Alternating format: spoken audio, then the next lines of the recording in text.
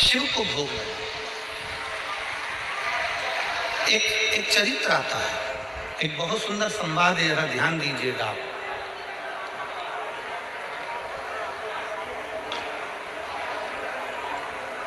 जिस व्यक्ति की बीमारी खत्म ही नहीं हो रही, कभी पाँव में दर्द आ गया, कभी कमर में दर्द आ गया, कभी पीठ में दर्द आ गया, कभी सिर में दर्द आ गया, कभी आंखों में तकलीफ हो गई, कभी दमा चलने लगा, सांस चलने लगी, कभी डॉक्टर को दिखाया तो थायराइड हो गया, कभी मालूम पड़ा कि मेरा कोई ब्लड कम हो गया, कोई प्लेटलेट कम हो गई, कोई कुछ हो गया, कोई कुछ हो गया।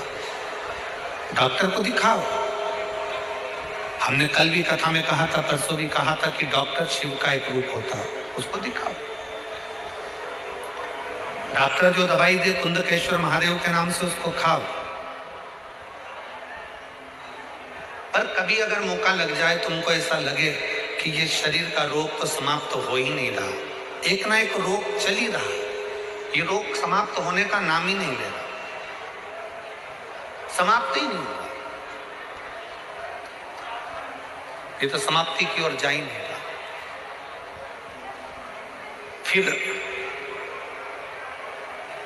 पिपलेश्वर महादेव का नाम लेकर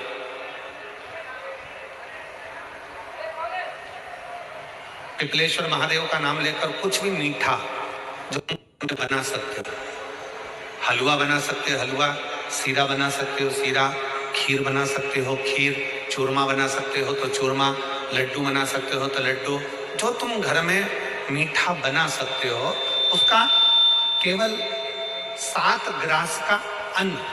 कितने ग्रास? जम के बोलो जरा। 7 ग्रास। 7 ग्रास मतलब 7 कोर, 7 ग्रास का अन्न एक पात्र में ले लो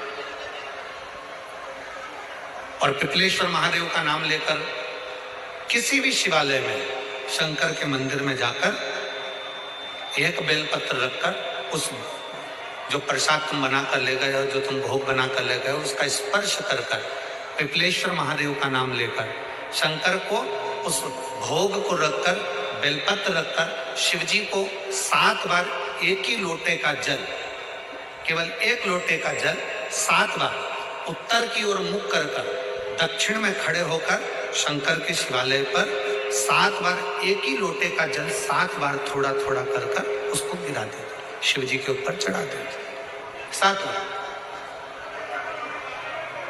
बाद में जो प्रसाद पर आपने बेलपत्र रखी है, उसी बेलपत्री को उठाकर शंकर के शिवलिंग पर चढ़ा दीजिए। बाबा को प्रणाम करिए, बाबा मेरे शरीर का रोग समाप्त नहीं हो रहा, गोलियां खा रही हूँ, दवाई खा रही हूँ, कुंदकेश्वर महादेव का नाम लेकर दवाइयां ले रही हूँ, पर कभी घुटना, कभी कमर, कभी आंख, कभी थायराइड, कभी कुछ, कभी बीपी, कभी शुगर, कुछ ना कुछ चल ही रहा है। बाबा अब आपको संभालना। किसी भी दिन पिपलेश्वर महादेव का नाम लेकर वो चढ़ी हुई बेलपत्री लिया, प्रसाद लिया, घर पर आने पर जैसे ही घर के अंदर प्रवेश करो, सबसे पहले बेलपत्री को चबा चबा कर खा लो। फिर वो जो प्रसाद है, उस प्रसाद को 7 गांस से थोड़ी थोड़ी देर में 7 बार में उसको खा लेना।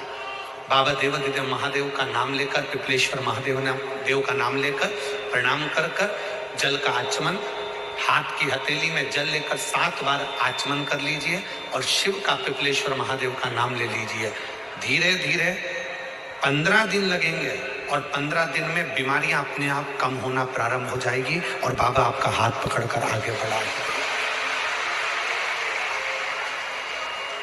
शिव तत्व की प्राप्ति।